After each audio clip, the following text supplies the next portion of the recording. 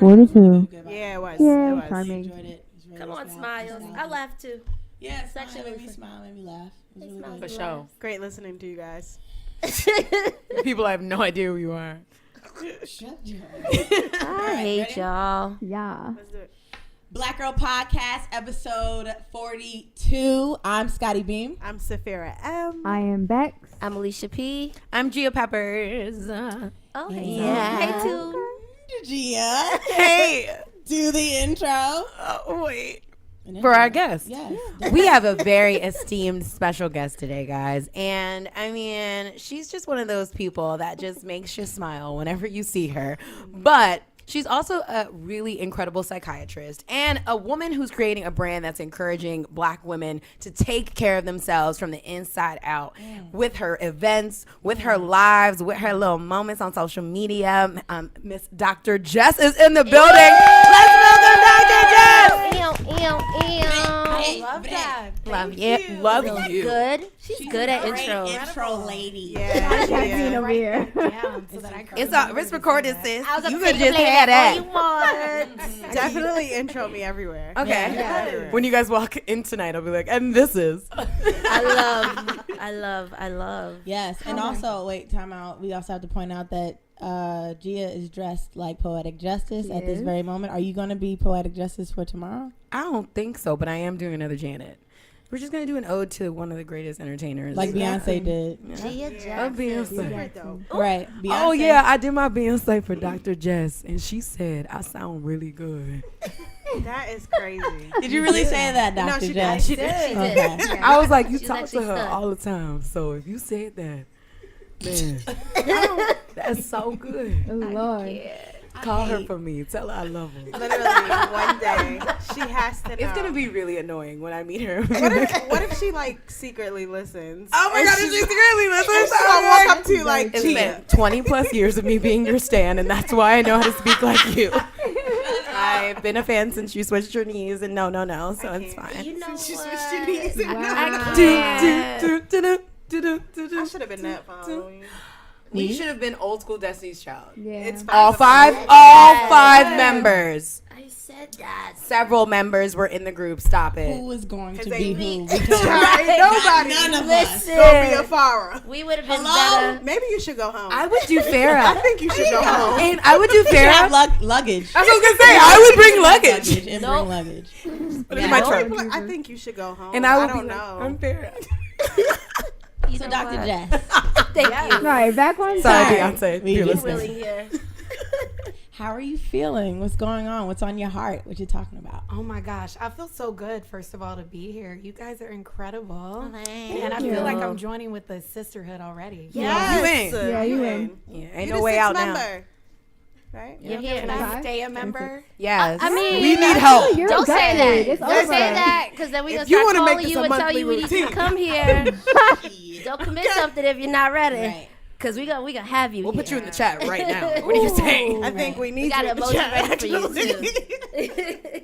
We need Yes. you Very on good this point. chat. So okay, so That's we a have. fact. I think the best way to start this is just like obviously there's so many questions about psychiatrists versus psychologists. So can you tell us a little bit about what the difference is, and then because psychiatrist sounds like super serious. Like it's like, oh, you need a psychiatrist, and sometimes we get like really scared in the Black community of those terms. So can you tell us Absolutely. a little bit about the difference? And also just psychotherapists as well, which is something I discovered this year that Right. I'm not quite sure if that falls into one of the categories Gia mentioned, but just the differences and exactly what is it that you practice. Yeah, absolutely. So I'm Dr. Jessica Clemens, also known as DrJess because of Instagram. But to your questions, psychiatrist is a medical doctor like me. So I'm a psychiatrist, if I didn't say that already. You paid a lot of money for that name. You I pay- did. pay it. I want people Say to it and know. pay it. I'm Hello? still paying for this. Uh-huh. But it's a type of doctor who obviously has gone through medical school, completed residency in psychiatry. So it's a type of doctor that diagnoses psychiatric illnesses. And usually that's with medication. So we're looking at like the biologic or neurotransmitters that we think are kind of unbalanced in one's brain, and we treat it with medication. Now, psychologist is going to be someone who also is considered a doctor, but they have a PhD in psychology. And so this person typically does not prescribe medication. Some states they do. I don't know what states those are, quite honestly, but psychologists do not prescribe medication. Psychotherapist is a type of psychiatrist or psychologist, even a social worker who does therapy. So a psychiatrist can also be considered a psychotherapist. A psychologist can also be considered a psychotherapist. So the point is that a psychologist will not treat with medication. A psychiatrist will. Got it. I feel like I kind of went all over. No. You guys tracking? Got it. So We the all question that I had for that is how does one know what doctor to go to? Like, do I go to a general doctor and then the doctor refers me to who he thinks? Or if in my search and seek of looking for help, therapy, do I try to figure out if I need the medical assistance in a sense? Like, how does one figure out if I go to a psychologist or a psychiatrist? So the really great thing about the relationship between psychiatrists and psychologists are that we work together. So if you start out with, I'm having relationship problems or anxiety, and you find a psychologist, start there. What they will do is start to recognize if the treatment that they're doing needs to be supported with medication. And they'll often refer you to a colleague that they have. So I say just start with a therapist. Oftentimes, if you do start out with a psychiatrist, there's a very long waiting time. It's not easy to get in to see them, and it's very quick. We're looking for symptoms. We're really trying to see, are you sleeping, or is your appetite messed up? How's your mood? And if you tell me those things are off, I'm starting to suspect depression. Maybe not going to spend a lot of time really trying to get at if we're going to do therapy or not. So I would start with a therapist, like a psychologist. Yeah. Okay. Great question. Yeah, I've always wondered because you're not sure. Like, I always thought, honestly, a psychologist was the one that would be doing the prescribing with the meds and stuff like that, because I thought that you spoke so much more to a psychologist than a psychiatrist, that's where it happened. So that's good to clear that up. I had no idea. Yes, the psychiatrist appointments are usually like 15, 20 minutes. See? If you're doing med management, not for if the person is doing psychotherapy, but generally if you're seeing someone for symptom management or treatment of an illness, those are very brief appointments. Got it. Very, very brief. So we for the run most through a part, list. your appointments are brief. So not for me. So Okay. generally what I do is both. So I really enjoy the work in therapy. Like, I think it's very important to understand the why behind why someone comes in with depression or anxiety. So I really spend a lot of my time doing both. Whether it's seeing someone that maybe they're so tearful we can't get through a session, and I say, let's try to start you on an antidepressant and see if that kind of can help seal you over a little bit so that we can really start to talk more about what's going on in your life. But I do both. But I do take care of people who are just not interested in therapy, which is fine. And those appointments are usually kind of hard for me because I'm just like, all right, so what are we going to talk about? You're feeling good? I really, what can we get into besides how you're sleeping and if your mood's okay? So Right. Isn't that kind of counterproductive, though? Like, when you are meeting with people for 15 minutes, if they tell you their symptoms, and sometimes it might not be true, or they might be just into getting whatever prescription you have.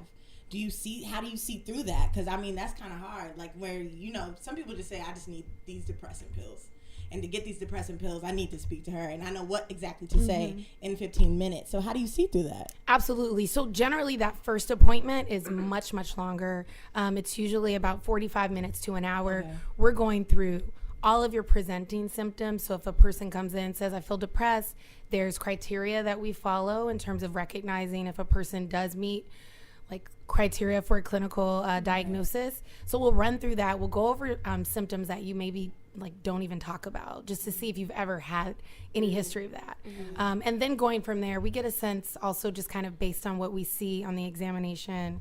It's really literally looking at a person, seeing how reactive their emotions are in their face. Maybe it's blunted, maybe they're very expressive. We're looking at a lot of things during the appointment. And then those follow-up appointments are usually very short, once we know where we're going with it. Who are your patients? Like, are they African American primarily, or are they white? Are they of all races? Yeah, so they're pretty much every type of demographic, sexuality, age that you can think of. So the really cool thing about psychiatry, especially practicing in New York, so I'm also finishing my residency this year.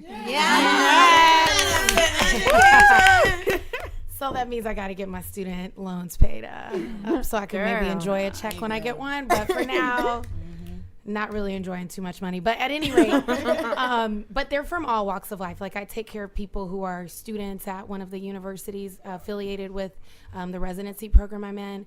I also take care of people who come into the emergency room, and I'm talking CEOs of some places that's happened before. So it ranges. People who don't speak the same language as me, obviously.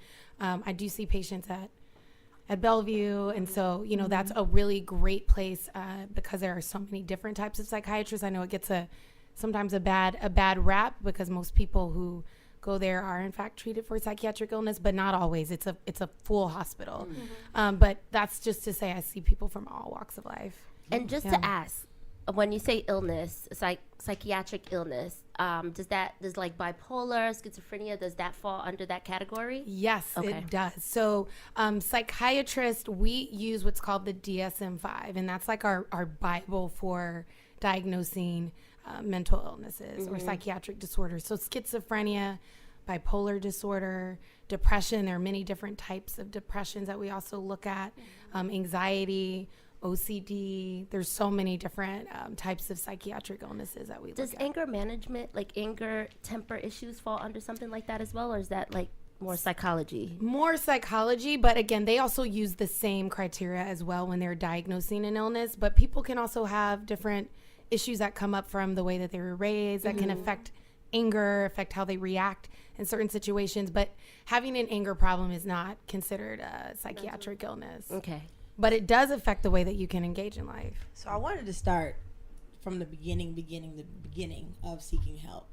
When you should start, because I want to like have a little timeline on, there are certain women, especially Black women who listen to the show, who feel like they should go, but they don't know why. Like they don't know why they should go, what it should take. They think they need a certain level of fuck ups, in order to go to therapy or go see a psychiatrist or a psychologist. Black women and men. Yes. Yeah. Black folk. Yes. Yeah. But so how does it start? When should they start? That is such a great question. So in terms of thinking about where to start, I think it really is an individual kind of question that people should think about. Right. Obviously, if you're dealing with symptoms like depressed mood that's sustaining more than a couple weeks, you're also noticing that it's affecting the way that you're functioning. You're having a harder time engaging with your friends. You're not eating the same. Maybe your sleep's off. That is definitely an indication to seek help because now your mood is starting to filter over into how well you're functioning. If you're dealing with like constant worry, you're worrying about how you're doing at work, how you're doing in your relationship, how your health's doing, how your mama's health doing, and all of those things are generally okay, that's another sign that it may be time to seek help. Now, one of the things that I always think about that's not really related to a diagnosis is more about stuckness. So I think about people who are journeying in life and they're maybe stuck on a dead-end relationship or relationship that's been over for several years now. Listen to this. Still in there. I'm like biting my nails. Like, I am still. Go ahead and listen real quick. Dealing with, also feeling like they're not advancing at work, or maybe they're having trouble at work. Just those feelings that feel like are bringing up a lot of unrest, or I really call it stuckness. I think that's a great time to really get in and see a professional and start to talk about it, right? Life is not simply black and white. It's all gray. So we need to figure out, why are you still stuck on that relationship when it's been dead for 5 years? Like, what can we do to get you past that? 5 years is a lot of time to still be dwelling on something that's, clearly over. So those are things that I think to start with. So just to kind of frame it again, obviously if you're dealing with symptoms, seek help. But if you're dealing with some of those things that just seem more like it's on your mind a lot, that's a good place to start. I have a question as far as expectations for those that do seek help. And it comes from a place of like coping versus being cured. What kind of approach what's the approach someone should have to understand what they'll be getting out of the help that they are seeking? So just in terms of thinking about coping versus cured. So I think one of the things that I like us as Black people, Black women to think about is it's time to really focus on being cured. And what I mean by that, and then I'll go into what you're saying, because I think we are already so conditioned to cope, right? We cope with things happening in our families. We're literally being like the matriarch, so we know how to cope. So my goal is like, let's change how we're thinking. And like, if I'm dealing with anxiety, I don't want to cope with it. I want to get it treated. Now, to your point, if you are engaging in what's called supportive therapy, that is going to, in some ways, treat your like anxiety or depression, but it also is a way to cope, right? Cope with some of these other things that come up, the anger or the stress that we're dealing with. But it's still very targeted, and it's focused on how can we address the symptoms so that you're not experiencing them anymore. So I think part of thinking about it is how can you kind of do both, but also shift the way that we're thinking. Got it. So we're actually trying to get rid of these illnesses that we have and not just keep adding stuff onto our backs like we're already used to doing. Can people change? Do you think people can change, or who they are from a certain point in their life is who they always will be, and they just have to live with kind of like adjustments or awareness of that? Or do they have a capability of changing who they are, changing their makeup, changing everything? That's such a great question. I mean, I think just like philosophically, I think yes. I think we all can change. I think if we're thinking about trauma, if we're thinking about losses, that certainly can affect the way that we view ourselves, our self-esteem. It can affect the way that we feel about the world.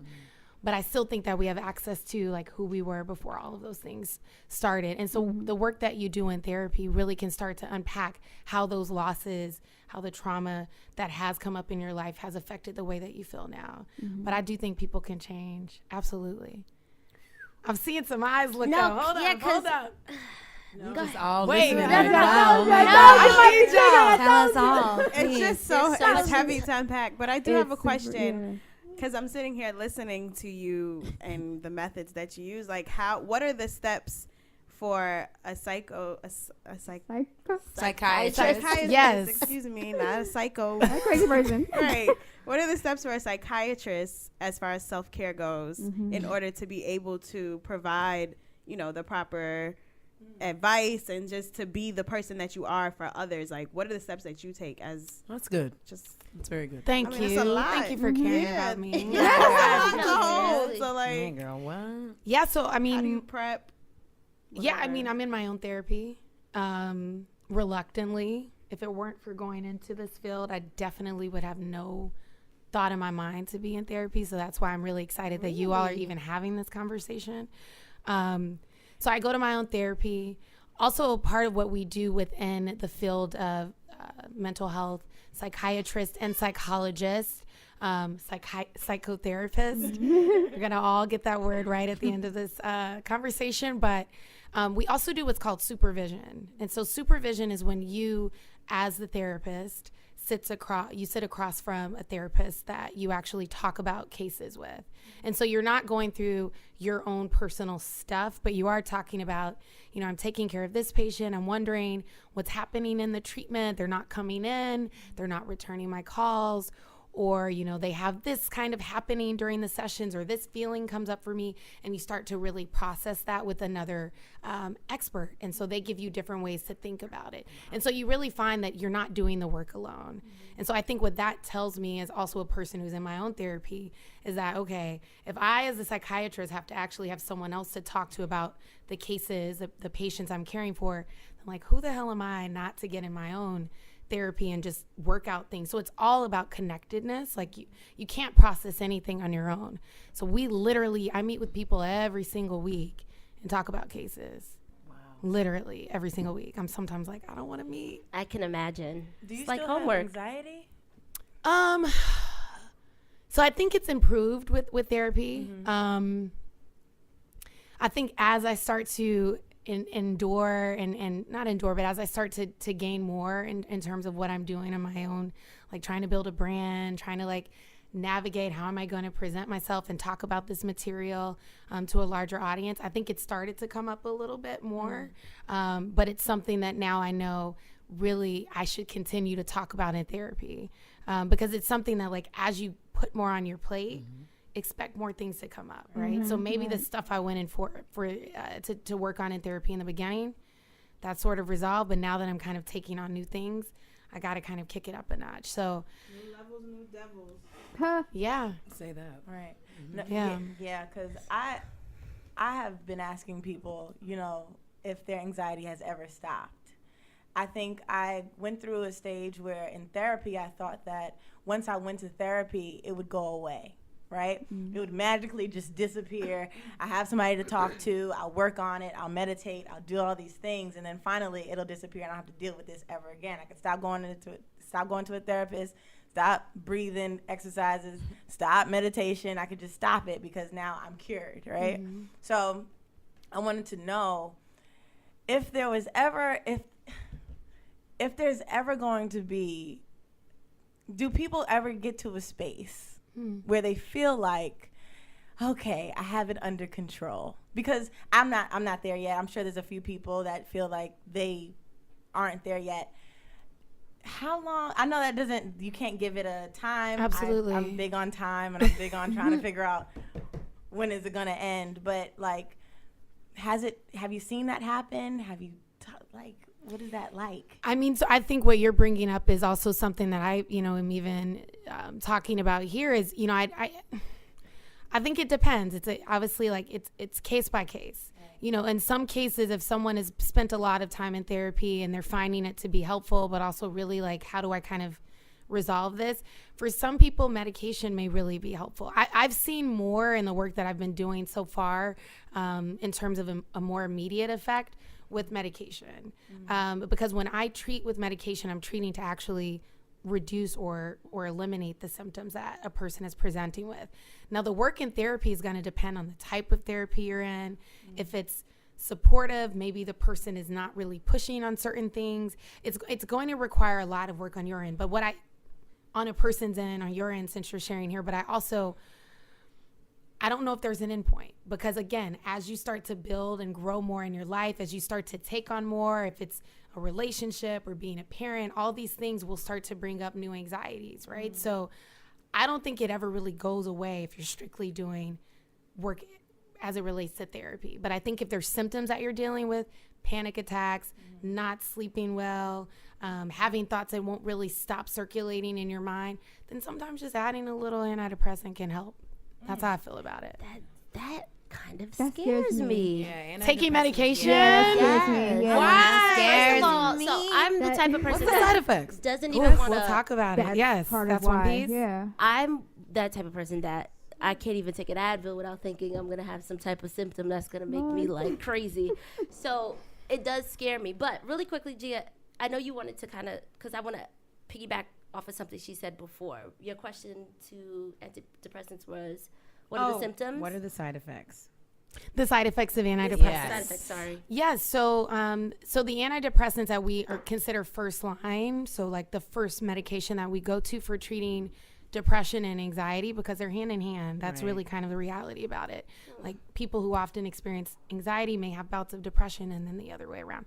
But we use what's called SSRIs. They're selective serotonin reuptake inhibitors. And so serotonin is a neurotransmitter in your brain. We think that for people who have depression, they may have lower levels of it. And so that line of medication is some classic ones are like Zoloft. Sertraline is the non-brand name of that medication. But the side effects are pretty benign. For most people, when I start that medication off, I tell them, listen, you're probably going to end up with some diarrhea. Your stomach may feel a little bit kind of upset. And the kind of nerd fact is that the receptors that are in your brain, and so that's the part of the cell in your brain that the serotonin attaches to, those same receptors are in your stomach. Oh, so that's how you know that you're full and stuff like that? Yeah. So, well, what it does say is that if we're going to give you a medication that's going to cause serotonin to kind of increase, it's also going to increase in your gut. And so as you're getting accustomed to the medication, you're going to feel a little nauseous because your stomach also has those same receptors. So am I taking it too far to say that if you have a great digestive system, you are technically a happier person? I literally was gonna ask Maybe. Happy bowels, happy life. Maybe. I mean, there's a relationship About 2 hours between ago. No, We're talking not about a bad steady bowel question, G. movements. But the most common side effects are like nausea, GI upset, so like stomach upset. People may experience headache. One of the negative things that I do like to share and be honest with is that for some people they may develop like libido loss. They may have like delayed orgasm. So you gotta think about that. You gotta think about that. Yeah, get off the ship. So I was gonna. It doesn't jump seem like off. there's besides just, I guess, the positive effect of it, there's no other like mental or emotional like symptom that can happen. Like there's no crashing sensation that happens if you're off the pill. Well, so for some people, so some of the medications may be shorter acting. And so in the training that I've gotten, because of, it's more recent, we typically avoid certain medications that have shorter half-lives. So what that means is that it comes out of your system a little bit more quickly. So medications that do that, you might feel a little bit of withdrawal you're talking about. But for the most part, the side effects are pretty benign. Now, some people who take these medications, they may also feel a little blunted. And so I've had some people say, I haven't really been able to cry, but that's something that we can tweak. We can say, okay, let's lower that a little bit. But again, I'm thinking for people who are dealing with symptoms that are really affecting the way that they're living, they feel like they've been dealing with it for too long.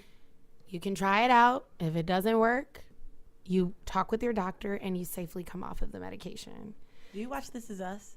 I do, and I cry every single time. My favorite show. I haven't caught up. Oh my You can tell me, but you can tell me. No, absolutely. No, I can't. You I can't can. do it. I think I was taking a break from it. I felt like they were trying to like hijack my emotions. They are. But it's so great. So I kind it of helps. It's just so It helps with emotions, though. Yeah. Especially those who try to numb. You know what I'm saying? We're in this numbing generation where we see a lot of gross shit on social media that numbs us completely to things that usually would just warm our hearts shock you, or shock shock us you, or anything. Like we we don't desensitized to it. Yeah, that's why I don't like seeing morbid videos or and stuff Right. like that. I Then feel like don't go I want to on reserve Facebook. the fact that I need to Facebook feel a is certain crazy. way when seeing things like Right. this. And it's that's a traumatizing. whole other conversation. Right. I kind of want to go back a little bit to something that you said that has stuck out with me. I kind of was like offlining with you a little bit, and I feel like you're about to read my entire life right now, but whatever. Please do, because Relax. No, so so you mentioned two things that stuck with me. The first thing that you asked, the first thing that you said had to do with losing someone, like the loss of someone, a death. Yeah. And feeling like you can possibly change from that. So part one of that is, so the listeners know my father passed in 2006, and I did see a change in me that spanned from 2006 to now. Some of the change wasn't positive. Some of the change has been positive. It took me maybe 2-3 years after his passing to kind of propel in a positive light, where I started to literally soar up the roller coaster. I went back to school, I finished school. I started getting my life together. Everything started to come to me in bulks of happiness and positivity. And I got to a point where it just stopped, completely stopped. And then I started experiencing, in my sleep, waking up and feeling like a rush from my toes to my head and my heart beating out my chest, something like a movie, something like you see in a cartoon. Literally those feelings that I started to experience. And then that stopped. And then I got better again and propelled forward again. The podcast started happening, started getting new jobs, started traveling. Things started to get good. And it stopped. And I feel like now I'm at a stop again. And the other part of what you said was being stuck and trying to get people to be unstuck is where I think that I am. I get in these clouts where I start to get stuck, whether it's creatively, whether it's at home, whether it's showing love or whatever it is, I start to get stuck. So I started to look for a therapist. I found a therapist, and the therapist, the first line that drew me to her was, I help women get unstuck. Wow. So I said, okay, I got to call her. That's what I need. I know I need it. Let's do it. Made the appointment. That Friday came. I was excited for it all week, and I just totally forgot about it. I kept it in front of my head all day. Usually I put important things in my calendar, and I didn't with that because I thought I would remember, and I didn't. Super overwhelmed with work, so I didn't go. And you were going to tell me off air why you think I didn't go, so go ahead and read my life in front of our followers. Well, why didn't you go? I know. I literally forgot, and I was beating myself up about it, actually. I was really mad at myself when I got home, and I continued to beat myself throughout the weekend about it because I was really anticipating going. It sounds like it. And it sounds like your journey has really been one where you have been able to, in some ways grow from your very significant loss, but you also still are dealing with times where you feel stuck. And so I think it's really interesting that therapist has that in her line, that she's helping women get unstuck. Mm-hmm. So kind of like a pro tip or just kind of a little bit of a peek into what we think about these instances when a person kind of has things drop out of their memory, right? So we talk about this a lot, like in my supervision. If I had a patient that I said, well, we scheduled this appointment and then, they forgot. We don't think really anything is really just kind of up to chance. We think everything's really kind of connected. There's a reason behind a lot of things. And so there's a part of our minds that's considered the unconscious. The unconscious is a part of your mind it's developed out of your childhood, the relationships you had with your parents. It's the part that's driving a lot of the behavior, whether you know it or not. Your conscious mind knows we're talking right now, but the unconscious mind is probably what contributes to, I've got this plan, I've got my alarm set, but then all of a sudden I forget, right? So why you did that, I don't know.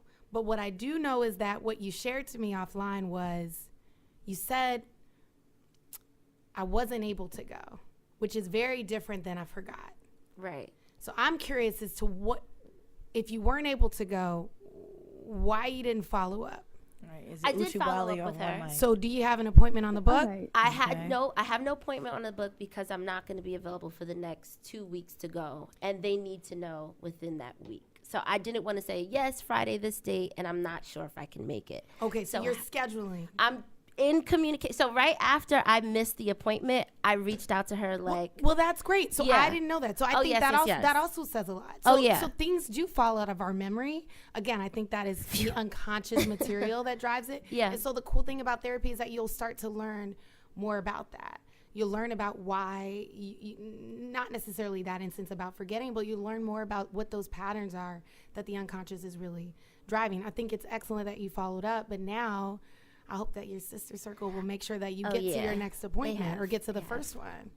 Yeah, we good at that. No, for sure. No, for sure. We real good at that. So it wasn't maybe quite the reading you were looking for. Thank God, Jesus, because my heart was just racing just now. No, I don't want you to be afraid of it. But it's just know that that everything's really connected, and the fact that you did follow up, I think, says a lot about your seriousness about really getting out of this stuck stage that you feel like you're in. Now, the waking up, rewind back to when I was waking up and having was that anxiety that I was actually experiencing? Yeah. And I don't know what caused it. I don't know if it was like work or whatever the case may be. How does one try to figure out what it actually is? Or is it just you don't know? Exactly. Okay. So you may not know, but if you go back and look over the course of your life, so like again, when we're talking about a patient to one another, we can go back and look and see, okay, maybe these were the different triggers that contributed to why this person is now experiencing panic attacks. But I think your focus should be, if you're experiencing it, just get it figured out, right? You don't necessarily have to know, like when I get my hair done, I don't need to necessarily know how they're doing it. I just know, like, this is a picture. I just want this, So it's almost like let the psychiatrist, the psychologist, the therapist do the job. But what will come up is maybe you'll start to learn and gain more of what's called insight and awareness into kind of your own experience as to, I actually had a lot on my plate, or maybe it was the anniversary of something really significant in your life that really contributed to that, or maybe it was all of this was happening in the context of all of these things. I was making a move, I was signing this deal. So we start to learn more about that. But the good thing is just going to get the help in it. Okay. Quick question. This is before you talked about finding a therapist, and I wanted to make sure, if you can, tell us what to look for when we do look for these therapists, because I'm starting with a new therapist. That's why I was late today, because I came from my first therapy session with a new therapist, right? So I decided to leave because the therapist before, I felt like she was a little too judgy, and she was judgy, and she was, I don't know, asking me questions I wasn't ready for. And although it wasn't her fault, but I made it clear that I didn't want those questions asked yet. I wasn't ready to talk about it yet. But what should they look for when they go to this first session, or even before the session, because it costs money.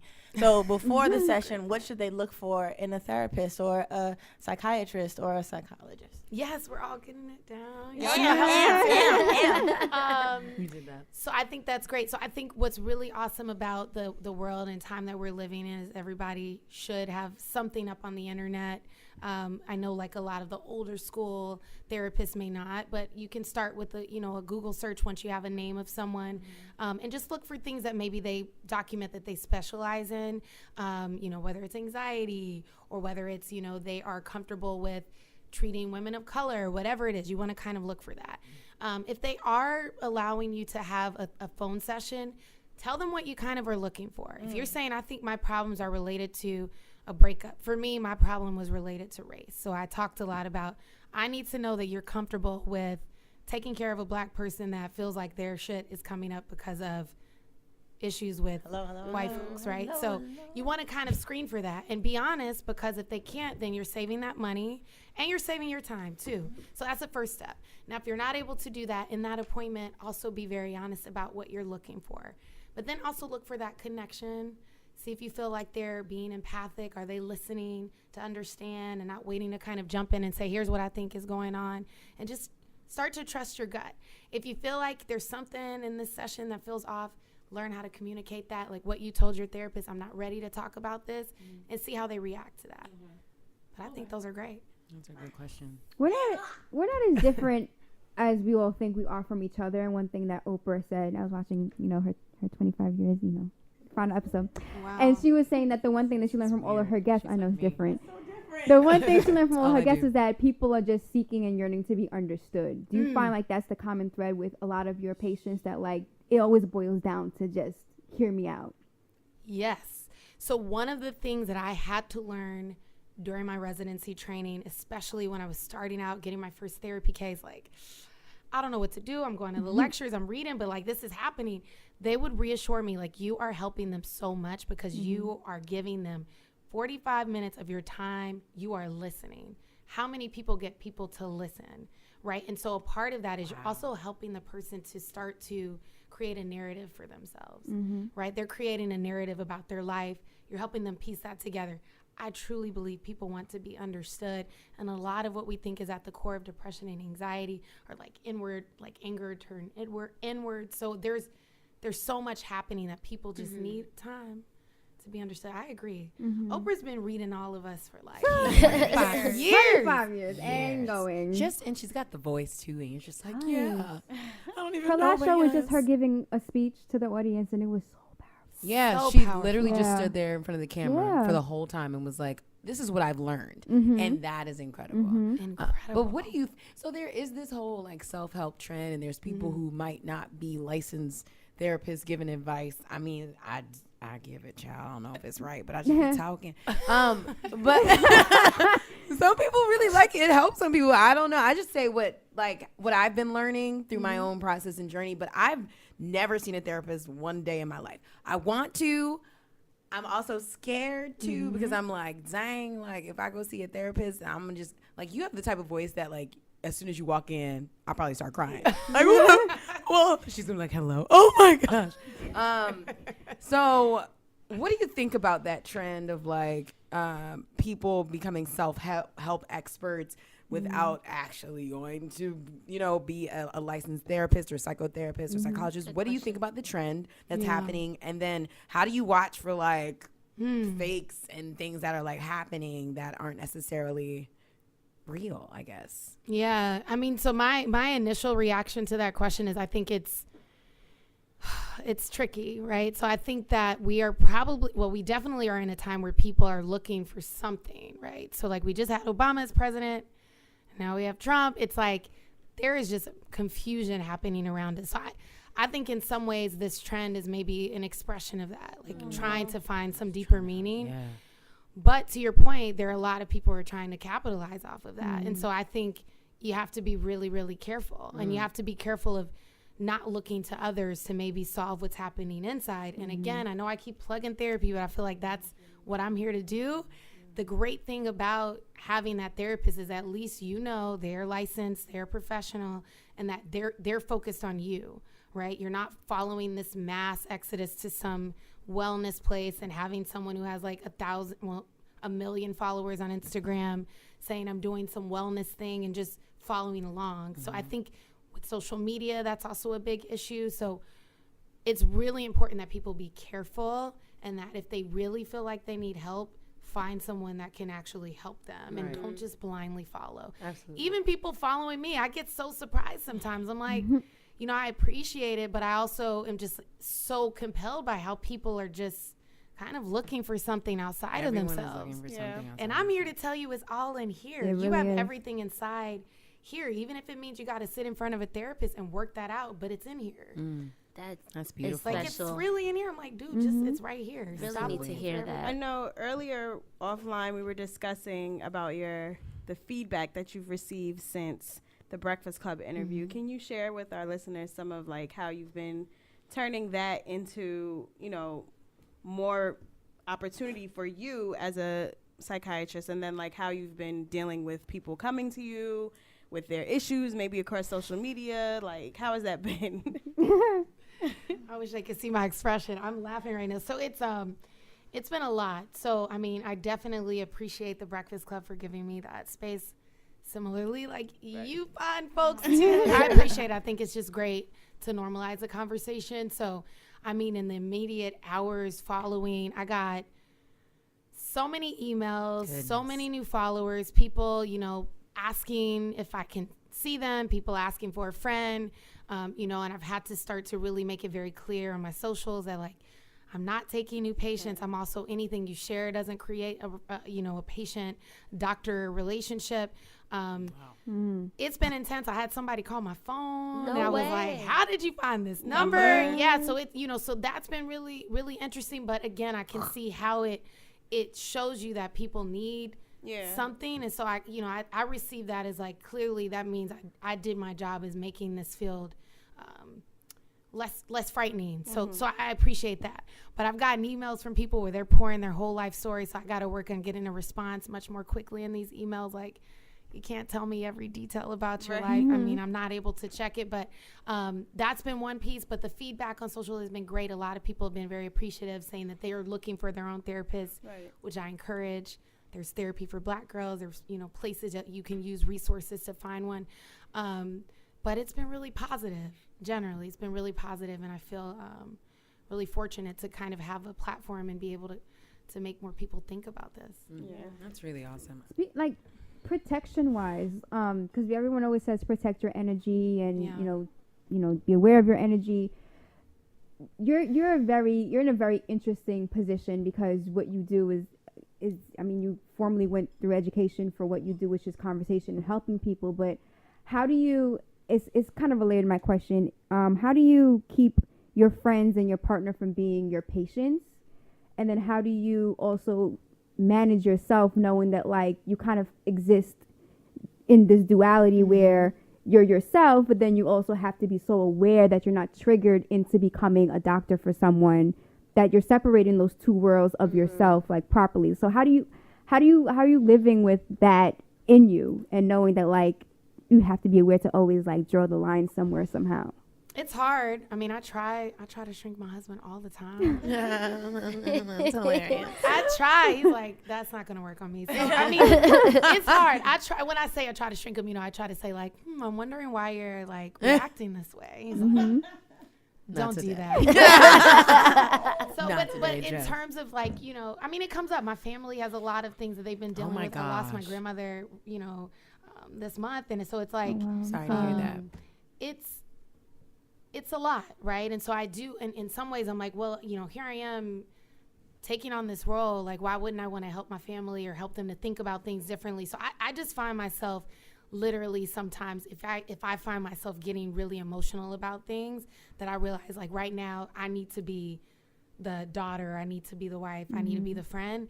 And I will encourage people like, listen, you know, I think you need to talk to somebody. And I realize that that's what I have to do and draw the line. Luckily, the people that I have around me, they don't really come to me to try to solve their problems. But when they do, it's kind of like normal sister, friend stuff. And I will try to talk about that. And if it's anything much deeper, I tell them, like, you need to call somebody. And I can help refer you to some people that I know. But part of it is paying attention to me in terms of what's happening in the inside, like feelings. If it's coming up too strong, I say, okay, I got to just be Jess right now. I can't try to help you solve everything. Just to kind of back off of what Rebecca said, how do you coexist with someone who may have like depression? Like, I don't want to diagnose my mom, but I know since the passing of my mom that she hasn't been as happy. What I say? Passing of your mom. Passing of your dad. Rebuke that statement in the name of Jesus, okay? That's not what I meant to say. The passing of my dad, my mom, has been completely different. And I don't want to, like I said, don't want to diagnose her with depression, but she's clearly not the same mom that I knew before. Yeah. How does one coexist with that? So I don't want to call it anything, but how, like, what advice would you give someone? Is there advice that you could give someone? And if you're dealing with someone who doesn't think they need it or just doesn't want to seek it, how can you talk to them about it? Like, how does that work? Yeah, so I think empathy is a really huge player in this, and part of what I mean by that is the listening. Again, I know that we get into our modes and we're like, I know something's going on, you got to fix this right now. But if a person isn't quite there, sometimes what you can do is just be someone that is non-judgmental, someone that's open to hearing kind of what their experience is and kind of planting seeds. So I grew up with a mom who was very like, you're going to do this, this, and this, very much kind of overbearing. But I've realized that what really helps is if you just plant seeds and walk away. And if it's something where you share with mom, like, Mom, it just seems like you seem so different, or just trying to encourage her to start to notice that little by little. I believe that over time a person can change or be receptive to it. While you're planting the seeds, plant seeds of like, I've started therapy too, and it's helped me in these ways, right? I know this isn't on topic, but I think about natural hair, and like I went natural and my mom was like, I don't know about that. No, she is natural. Right. So again, it's like you plant seeds, right? It's just kind of like you're letting her know that you have felt this change with the loss of your father, and you can imagine how she's feeling, and you notice it. So providing empathy, listening, and then plant that seed. That's so hard to do because I get very angry when she just doesn't get it, because I feel like I've given her over 10 years of trying to plant those seeds, and I find myself becoming really angry with any conversation that I have with her, and I know I'm not supposed to do that. So then I get guilty. Then I deal with like guilt. Then I deal with like what do I do to change me to not affect her, and like I'm walking on eggshells. So it's really hard because I do feel like I tried to plant those seeds, but then I start to be judgmental, and I start to ask her why she can't change or why she doesn't want to change. Why doesn't she try? And I know that I probably shouldn't be asking these things, but it's really hard. Really hard. Well, I don't think there's anything wrong asking those questions. I don't think there's anything wrong with that. I mean, I think really? I don't. I think it's something that we as Black folk, we don't really push back against our parents, and I was that's about to. shown I that. actually I wanted to ask. We don't, but I don't think it's anything wrong with that. Yeah. I wanted to ask you something along those lines, because earlier you touched on like picking up, in a sense, generational habits and curses. Like, what's your advice? Because listening to the advice you're giving Alicia, there are a lot of scenarios like that with our listeners, whether it's like the mom passed away, or the mom wasn't there, or the father wasn't there, or just like there's so many nuances with our listeners that we find out every day. So what is your advice on breaking generational curses and like, breaking those barriers of being able to have those types of conversations as a millennial adult with your parent who doesn't want any of that? Right. I know it's hard. So I mean, I'm gonna try to answer both of these, both of these questions. It's hard, Crazy. I would say, or wanting to break the generational habit so bad that you end up giving yourself or putting yourself into a bad position, like depression or anxiety, because I have a lot of that issue, like where I try to distance myself away from being my father so much that I want to break it. I want to break the curse, but I don't think that's the best way to go about it. You know what I'm saying? So that's all I was going to say. Well, I'm going to tell y'all, I'm going to ask Dr. Jess. Y'all Three-part have answer. me. This is a hard one. And it's hard because I think the experience of Black people, it's such a complicated history. I mean, it's really hard. I mean, that's a whole segment we could talk about race and the impact. So I don't have a perfect answer for it, except what I do know, and I'm going to get to the question, but what I do know is that we are resilient. And what I do believe is that any little step that we can make to just shift things further is doing something. Right. And what I mean is, like, in our lifetimes, we may not see these curses, these intergenerational, patterns that are being passed down completely go away. But we can say that we're moving towards making it easier for our kids so that it can be easier for their kids. So that's like my little race thing. And I mean, it makes me heavy. Like, I'm feeling it right now emotionally too. I'm trying to hold it in. But to the point of, how do you talk to your parents? How do you deal with them not wanting to receive, or they're maybe not in the space to receive it? That's where, and I'm dealing with this too, where you sometimes just have to kind of accept that they're not in a place to change. That is so hard. And that's hard. And as I say it, I feel weary from that too. Yes. Because you look to your parents to be who they are, right? Not to be who they are. You look to them to be who you go to for support, for advice. You're changing. I want you to change too, Mom, right? But the reality is, sometimes because of the way that they were raised and the stuff they went through, they're just not going to be able to get there. And maybe their gift is that you're able to see it. Yes. That's the way that I kind of spin things, because otherwise it will be very heavy. It will feel like, what's the point? Oh, 100%. I think it's just the guilt that comes with it for me that drives me insane, because I feel guilty for feeling like I'm changing and she's not, as if I need to stay with her because she's not happy, but I am. So it's a guilt thing that I start to experience that seeps through every other part of my life because of that. It's tough. That guilt Or the guilt of asking your parent to actually open up when her whole life has been trying to protect you. And so her whole life has been, I'm going to be this wall. I'm going to be this strength. I'm going to be what I need to be so that no harm can come to you. And then you turn around and then you ask her to be softer and open up. And to me, right, personally, it feels like a slap in the face to my mom, because I needed you to be both parents. I needed you to make the most money so that you can put us through, you could put us through great programs and dance and theater and all these other things.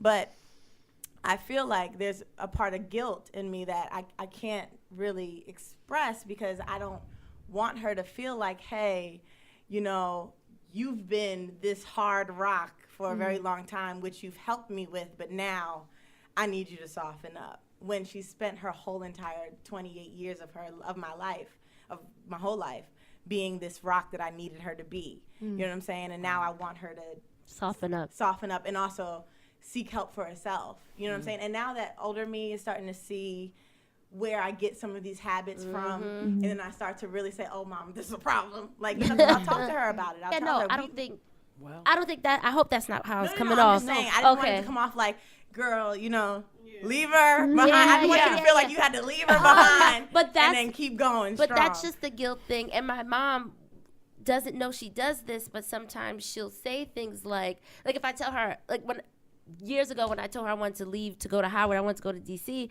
and this was like maybe a year or two after my father passed, she was like, "You're gonna leave me here? Like, you can't." Then I didn't leave, and I stayed, and I do that often because I feel the responsibility as the last child to somewhat stay and care for her as she cared for me. It's a mind fuck, Guilt? honestly. Wait, what'd you say? I said I feel like it's a mind fuck. Okay. Guilt is something else. Yes. This is the type of emotion that you will process in therapy, because it can affect, obviously, your willingness to leave the nest, your willingness to say, this is a journey that I want to go on, and it will mean that sometimes you do have to leave a parent behind.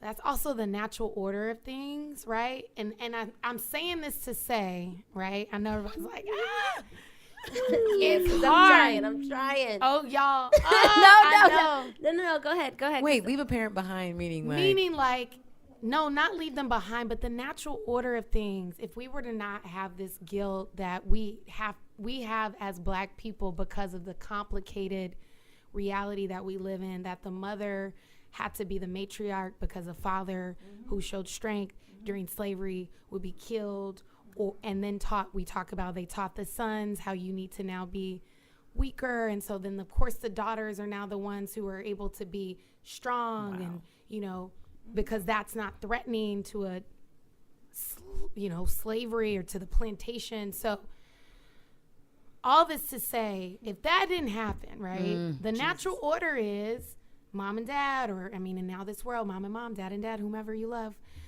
they're together, their children goes on to college or whatever the next thing is for them. We're here in their nest, and now we're doing our retirement thing, and then our child gets to go off to college, and then they get married and they come back again. Right? So that's like what white folks get to do. They have their nest egg. So that's what I mean by the natural order of things, right? Like the natural order is then the grandparent, the parents are expecting you to have kids, and now we're grandparents. We didn't get that, right? We did not get that. So what we get is guilt that mom was strong for me. Mom had to be able to work all these jobs and make me feel like I could go and be the dance, captain and go to this school and allowed me to get to learn who I am and feel emotions. And now that I have all these things, like, Mom, I don't want you to be strong anymore. Mom, I want you to get a husband again. Or Mom, the natural order of things has really been distorted for our communities, right? We don't have that natural order of things. We don't get to say the next step is this. And so what I'm saying is a part of that grappling with that guilt is accepting that maybe for you, if it means that you have to go to a next point in your life, there's a way that you're going to have to work how to make that work for you so that you can start to create the natural order of things for your next generation. But at the same time, know that mama still needs you. It made me get mama that flight to come up and see you at Howard, during that time in your life. Obviously, you're college students and win a lot of money. But point I'm making was finding ways to include her. And it can be, Mom, sometimes you make me feel guilty when you say that. Ain't easy. I know I'm seeing y'all's faces. I need your pulse. Because we're here, we're alive. But for me, that's so interesting that you say that, because I grew up in the opposite of that reality. Most of my friends' parents are still together, and we do go off to college, and we are able to do that process. Yes. So I'm like, that's so. My guilt is more like making sure that they aren't disappointed because of everything that they've done to make sure that I'm good, and like how I can go back home and see my mom and dad and be like, they are the most beautiful things. Yeah. And like I can do no, seriously in real life. I'm sorry, Gia, to cut you off. I witnessed it this weekend, last weekend, and it was incredible. It was beautiful. I had to call my mom about it. I was like, Mom, this is crazy. What I'm seeing is both parents, and this is like something I've never seen before, where it was like a loving environment. You know what I'm saying, between both parents. And I've witnessed loving environments because my mom is extremely loving, but to see both and them love on Gia. Yes. You know what I'm saying? It actually wanted to tell you this, but it was whatever. When your father was talking about being you being their princess, his princess, it brought tears to my eyes because I think still Gia's 28 years old, and for him to look at her in that light, I thought it was beautiful to witness and beautiful to see. Yeah. So I thought it was just so beautiful that I was like, I need to write about it. I need to call somebody. It's a beautiful household, Gia. It is a blessing, too. Girl, a blessing every day. It is. Nothing to feel guilty about. Yeah, but for me, it's more like my mom and dad got married when they were 28, 31. Oh, I am 28 and like, what color? The rainbow is. What's your favorite color? Do you like Skittles? Right. I don't know your last name. What do you do? So for me, it's more like I have so much to live up to. I have to make sure that my kids are like just as loved as I was. And like that is scary because my parents do not have a perfect marriage at all. But what they do have is the choice.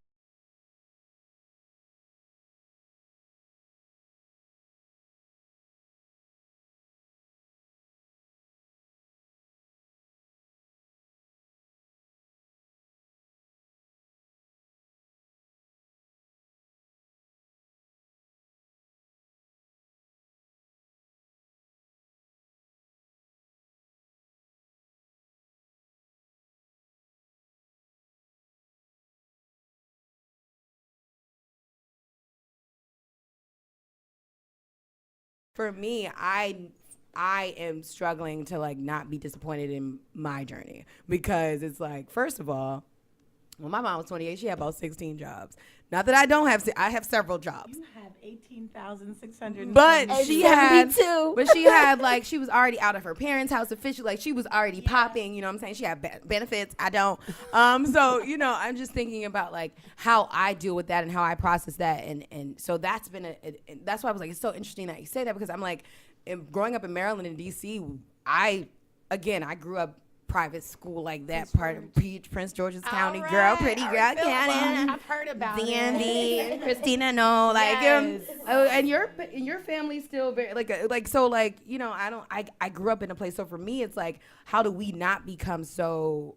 Because I've seen a lot of my friends, we kind of get lazy. Like, we'd be like, all right, well, I can go back home. And I mean, so we don't have that fire that our parents had when we needed to have that. So that's where I feel like I'm always in that process of like, that's my guilt. Like, that's like, whew, Lord, I ain't Not even wanting done to let them nothing yet. down. Yes. And so my mom told me since I was little, you need to be 20 times better than us. It's the truth. It's not a lie, but it's also one of the things where you're like, okay, what does that mean? And your mom is a We're on doctor. She doesn't know. Oh yeah, my mom's a dentist. Wow. Yes, so Wow. she's already, and my dad's a journalist, and so like you know, it's already these Huxtable ass people that I got to put up with, and I'm like just trying not to be Denise out here. Though I love Denise, I love Denise, but she ain't finished. But nothing's wrong with that, Scotty. Please don't come from me. Jab. Nothing wrong with that. I'm just saying, but my mom. Kravitz is doing great. Okay. But my mom wouldn't have let me walk for years. But I just want to talk. Yeah, I just wanted to say like that.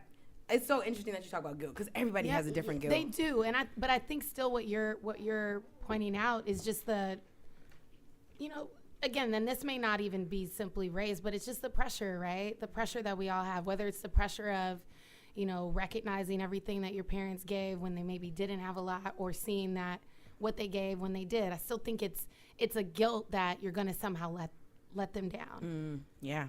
Right.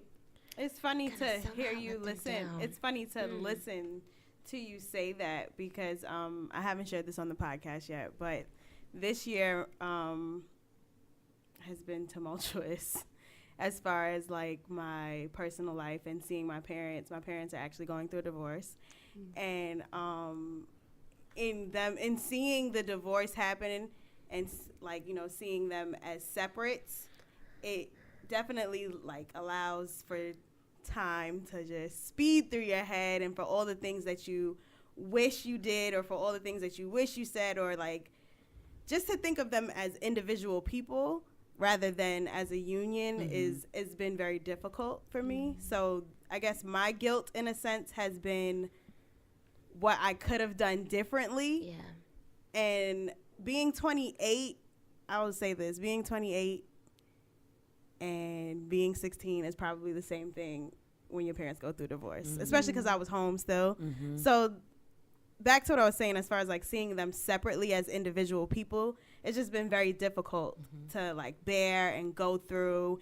And then like Scotty was saying, like digging deeper into yourself and like, oh, some of the reasons I'm like this is because of this, or some of the reasons I'm like this is because of a specific time in my life. So that just to hear you discuss how you came up, it's similar to how I came up too, but like to reach this point and become 28 and it's like it feels like everything how I came up is kind of, it feels like it crumbled in a sense.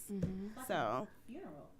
yeah, It's a major loss. Yeah, It's a a loss. yeah, it's a huge loss. It's like, you know, although I've never dealt with a divorce, he just left, but it was like it was like I hate her. it's kind of like a divorce. No, but, yeah. it's like an end of an era that you don't want to end. You know what I'm saying? So you don't want it to end. You're more like, wait, but I wasn't ready. Like, I'm not ready for this. Nobody prepared me for this. Nobody told me about it. So that automatically to me gives anybody anxiety, because you have to start getting your shit together in a matter of 3 seconds. And because you're 28 years old, you have to be that crutch for your mother, because your mom is going to like, you know, there's going to be moments where she's going to feel like she's going to break. And unfortunately, because you're not the only child, but you're the one that's there, you will be more accessible, and you will have to be the one with the strong back, which means that you have to go seek help and go seek therapy. Yes. No, I mean, just to speak to the points that you... I can't. Just to speak to the points that you were just discussing, like, as far... Those have crossed my head. And it's a little conflicting because it's like, you have to be there for your mother, but... You have to continue and build the relationship and be there for your father as well. Right. So I've kind of been struggling with that. And I just said the other day to my friend, I was just like, I think I'm ready to talk because I haven't spoken to my dad. Yeah, very transparent today. But yes, I think I'm ready to speak to him just because I feel a lot of anxiety and a lot of pressure. And I did a couple of irresponsible things this year in the midst of that happening, and I'm kind of trying right now to make right as far like I made big decisions and I took leaps, I guess, and some of them were irresponsible and some of them I felt I needed to do for myself. So like listening to you, Alicia, as far as like leaving a parent behind, like I moved out and I don't live far, but I felt it was necessary for me to do that. So that I won't be embedded and ingrained in every single piece of their divorce. So, I mean, like, proud of you. I don't know. No, I am proud of you as well because awesome. that is not easy to do. You're speaking to someone who literally has been wanting to leave since 2006 and has struggled to leave because of feeling guilty. So the fact that you were able to do so, and I don't want to necessarily say in a short period of time, I don't want to say what time is a lot or not for you, but the fact that you were able to make that decision for yourself, I commend you on it because it's really not easy to do at all. So God bless. You have to like rip yourself out of the situation without having faith that, you know what, this is going to be the right decision for me. Right decision for her, right decision for him, right decision for the future. Like you just had no guarantee of any of that. Yeah. But you said something has to happen though. And it has to be for me. We're gutsy enough to do it. Yeah. Come on, guts. No, seriously. I was thinking you're still great advice, but and you're still there for them, right? If you can't pour from an empty cup, so you have to make sure that you. One more time. I feel like as like the relationship with my mom, I feel like I could be there more. But that could just be me, like, not wanting to live enough for me. Yes. So I am kind of caught in this whole, like, triangle of sorts that's kind of like, should I go this way or should I go that way? And sometimes when I do things like that, it impairs my vision for, like, the things that I really need to get done. But, yes, DrJess. I'm like, I feel like this is a show. I'm like, yes, DrJess, I need help. No. But that's it's therapeutic. You guys are almost doing like group therapy right now. Oh, yeah, that's pretty much what our podcast is. That's it. I mean, that's why people like it. It's important. I mean, you're bearing witness. This is. I want to, but not put Gia in the hot seat because I feel like we glossed over a little bit, and I just really am uneasy now with the fact that you decided that you didn't want to go to therapy. I didn't know that. I didn't know you never went. I never know. And then you say that you you go through a lot of anxieties, you know what I'm saying, with wanting to keep up with. So that's, for me, I think my point of view with that is never like, that's a bad thing. I never thought that like my parents, because I saw, and this is so horrible that's a life changer for me, but I saw the episode of The Cosby Show where the youngest, not Vanessa? Rudy. No, the middle child, Vanessa, was getting in a fight at school, and someone said, "Your parents are rich," and she was like, "Why did you get upset?" Felicia was asking her, and she was like, "Because they called y'all rich," and she was like, "We worked hard for you to be rich. So why do you ever feel like you can't, like, that's something to be proud of?" So for me, that was a game changer for me when I was a kid, because I did used to feel like I can't say what my parents do. I can't say how my parents are because of that level of guilt, because of like the community that I was in and like the people feeling like, you know, in a certain way because of the struggles that they had and me not understanding those. And then I decided immediately that's not going to be my guilt anymore. Right. Like I was like 12, 13, but I've always been very like sympathetic, like very sensitive. So that's where my thing would be. That's where my thing would be. Would be like I'm just emotional. Period. So I have my thing. My biggest thing is like I'm really like spiritual, and I go to church. Like I'm like I need church. Like I'm like I need Sundays. I need to go. Like I have to hear the word. So for me, that kind of has always been like my release. But I've never tried therapy just because it wasn't something that I was used to seeing in my environment. So I was like, you know, I want to try it. I definitely want to try it. I've definitely been through some really dark and depressing times. And so I want to try it. I just, for me, I'm like, I want to make sure I'm ready. I'm not just doing it because other people want me to do it or other people are doing it. I want to make sure that I'm doing it because I want to go. So for me, and I'm also like, I like looked on Therapy for Black Girls. I looked up a few people that I really think are dope. But I am afraid of touching the, like I'm good right now. Yep. I'm afraid of Pandora's box. Yeah. That's how I feel like too. opening it up and being like, I can't, whoa, that was great. I can't do anything and I'm dead. No, like, but I'm a really lot of people afraid feel of that. like that. Yeah. I And so felt I'm like that like, in the beginning. obviously you go through fights in life and this is not I'm good right now, but let's say next year I have a horrible time with depression. Something happens that I feel crazy.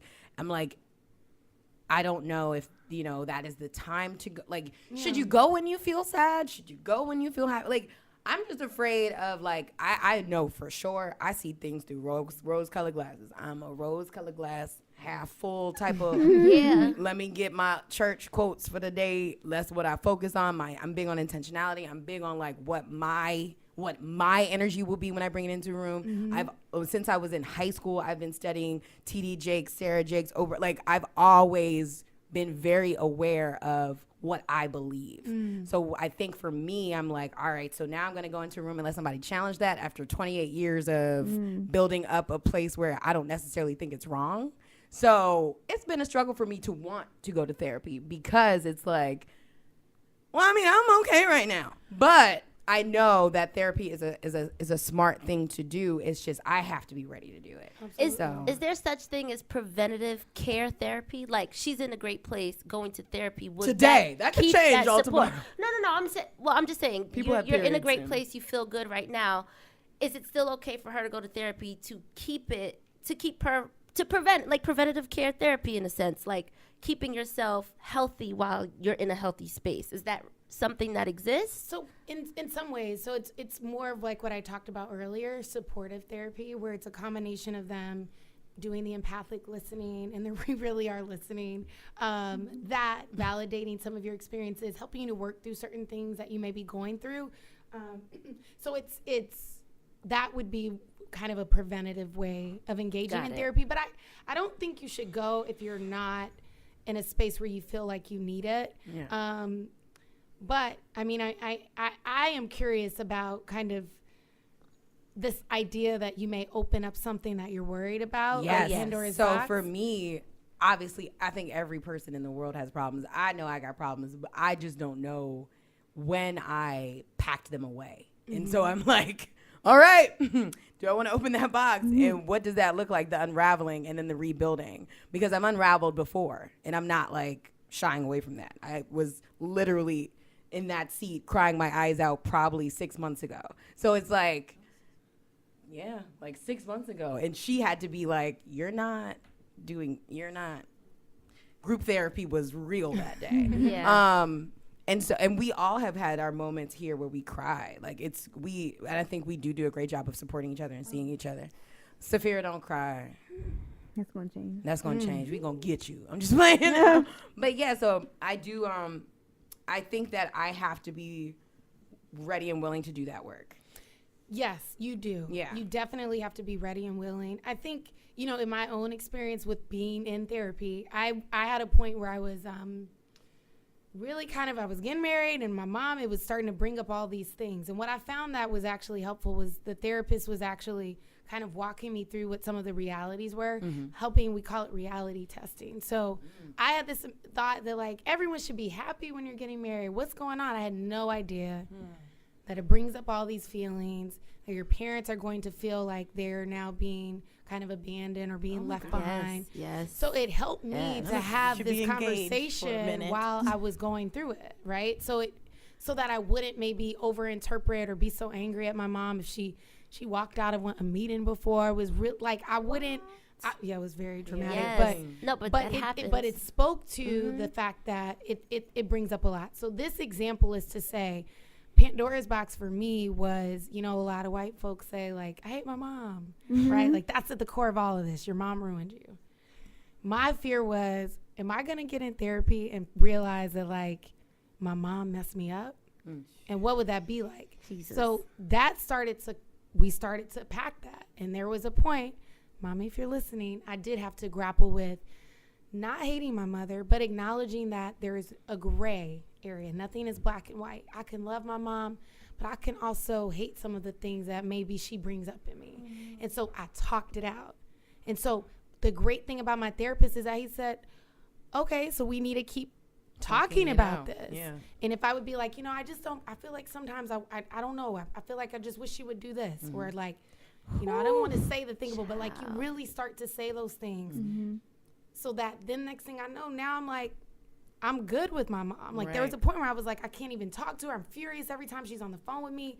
What does this mean? Like, why am I so, I just want to hang up when she calls? Now, I literally, when I walked in, what I said, I was like, oh, I was on the phone with my mom. Let's talk about doing this podcast. That's true. But it was in therapy where as I was going through things in life, well, things are good. Things weren't good necessarily with my relationship with my mom, and that's where we worked out. Right. So what I'm trying to say is the supportive part can certainly be there, but Pandora's box is oftentimes, it's okay once you open it. You start to unpack it and feel like, learn more about what it means to you or what's going on. I think the Pandora's box part for me that scares the living shit out of me is unpacking, not necessarily unpacking the issues that I know that are probably going to be like triggers for me, but finding out what the triggers will cause. So thinking that I might have depression, or finding out that I might have depression and I might need to take an antidepressant, or I might trigger something that might make me bipolar or some other thing. So that for me scares me because I'm like, I'm not trying to find out that I have some type of mental something, illness, for if that's the proper term to use, by digging into a Pandora's box. So I'd rather just keep it where it's at and just kind of try to go with the flow, which I know is not the thing to do, but in my head, it makes the most sense because I won't find out anything. Like I won't be diagnosed with something. What is it? Damn it. Psychology. No, I can't say it now. Now I'm stuck. Psychiatry. Thank you, Jesus. I was getting there.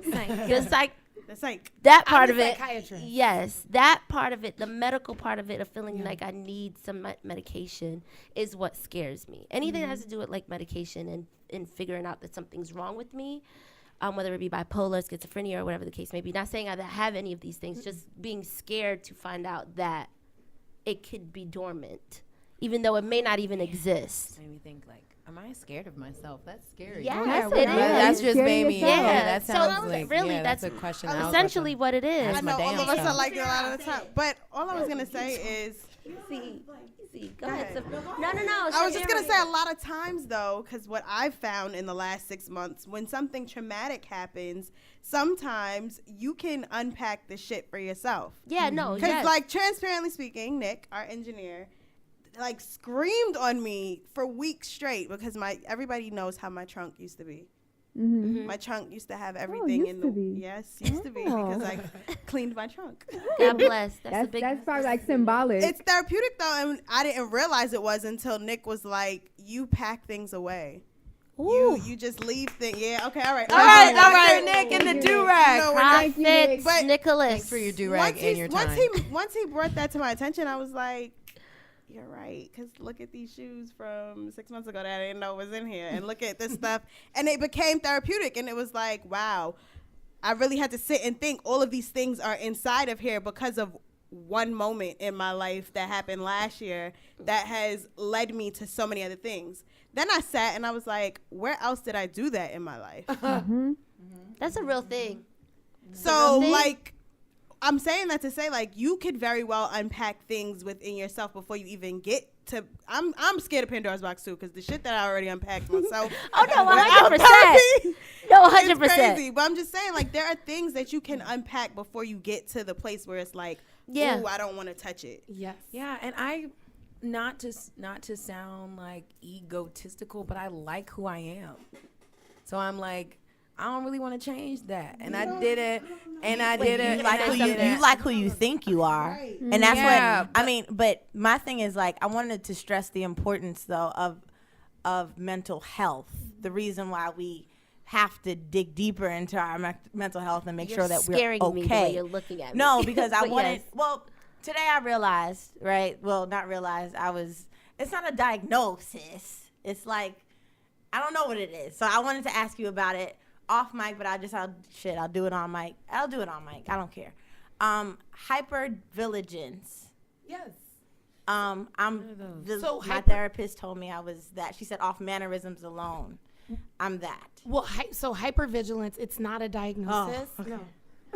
Yes. No, hypervigilance is literally when you are paying a lot of attention to your surroundings. So, for example, someone who is considered having evidence of hypervigilance, I use the example of Subway, right? Like, we all are maybe accustomed. I still rather train. So No, I was like, sorry, I thought sandwiches. Sorry. no.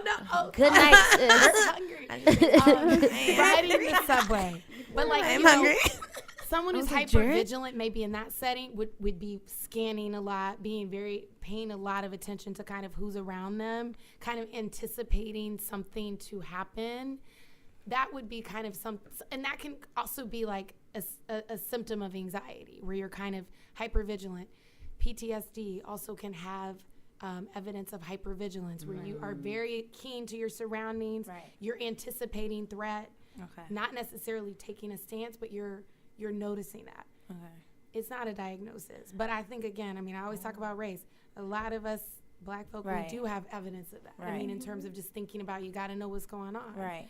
I just wanted to, because I know, like, you want to keep it there so that you won't have to touch it. Yeah. My thing is, why not do it now so that it won't pop up No, later, no, or it won't happen later in the most inopportune time. No, I agree with that. I don't mind touching it, unpacking it. I'm just scared of what it will unpack, like, mentally for me, like the diagnosis of something. But I want to just clarify a couple things. So, one, a diagnosis of like schizophrenia, bipolar disorder, that's not something that will come up necessarily in a conversation with your therapist. Got it. Okay? They are going to screen for different symptoms that may, in fact, suggest that you have a diagnosis. But, I mean, obviously, I'm not treating you, but, like, where you stand, you're not meeting criteria for schizophrenia. Right? Yes, So, like, first thing out the right? way. So, You made it through. right? Obviously, but I'm not treating you. I mean, No, but no, the point I I'm know. making is those things you don't really have to worry about. Right. I think what I was really talking about with the Pandora's box are those things like, what I shared about realizing that there were complicated relationships between me and my mother that came up. But those things usually don't. Now, on the flip side, while I'm saying this, depression, when we treat it, for some people who do have underlying bipolar disorder, that illness, treating it with an SSRI, it can bring up symptoms that tell us, okay, we're not in fact treating just straight depression. This person has bipolar disorder, but we're getting a family history. There's so much that goes into it. Right. What the main thing is, therapy just is separate from kind of the psychiatric diagnosis. That's the part that terrifies me. But thank you But you for that. really have to worry about And Yeah. I, full transparency, am a freelancer. So I'm also like, can I afford therapy? Will therapy be something that like I will start? We make two different issues. It's expensive. Yes, I'm like, I mean, listen. look, No. come on, look now, we make two different things. And so I'm like, so I mean, for real, that's something that I think about. Like, I'm like, I already have so many expenses that I think about from month to month. Yeah. Will I go to a therapist, unravel, and then not be able to go for the next month, and then really be unraveled? And so that's something that as I'm like, what I'm go for now, and wait, why don't I wait till I have benefits that can help me do I that? understand Or that too. you know, so for me, it's like so many things that like are like, woo, therapy, okay, woo, Jesus, because I don't have benefits. I do not have like, I don't know next week if I'll be in this country doing work, or I could have a free week next week. You know, like blessings when I have work. And not that I don't work, I'm really blessed to have a lot of work that comes, but I am saving. So I'm like, all right, expenses, therapy, going to a place that might unravel me emotionally. Emotionally meaning I'm going to show up to set and have a horrible mood. Horrible mood meaning I'm going to be horrible on camera. Horrible on camera meaning you don't work again. Meaning you don't work again, meaning you disappoint your parents. So it's like, there's a lot there that's like, maybe not right now. That's why I'm like, therapy. Well, and there it is. Well, but where do you prioritize your mental health? Because, like, as far as your expenses tippy are top. concerned, right? If I say to myself, now I can afford, let me not get my nails done every week. Okay. Right? Let me not get my nails done every week. Let me not get my eyelashes done every 2 weeks. Let me just wait the third week and save up for that. So let's say my therapist is $200, right? So $200 every other week, right? If you actually put your, you budget your expenses, I feel like you can afford it. You know what I'm saying? But it's what you prioritize. And then on top of that, with, the whole the downfall, you just went to the whole domino effect. If you're aware of that, and but Gia, also, that you can have the worst like experience before. We had the worst experience before stage. Nowhere. No way. But we've had bad experiences before stage, right? We get on stage and it all goes away. Right. It's the same thing of you and set. Yeah. I'm sure. But I think that's kind of an excuse. It is an excuse. Okay, where you feel like, okay, this is why I can't do it. I can't do it. Why can you do it? Yeah. How can you do it? Right. How can you make it work? You know what I'm saying? So think about those things too.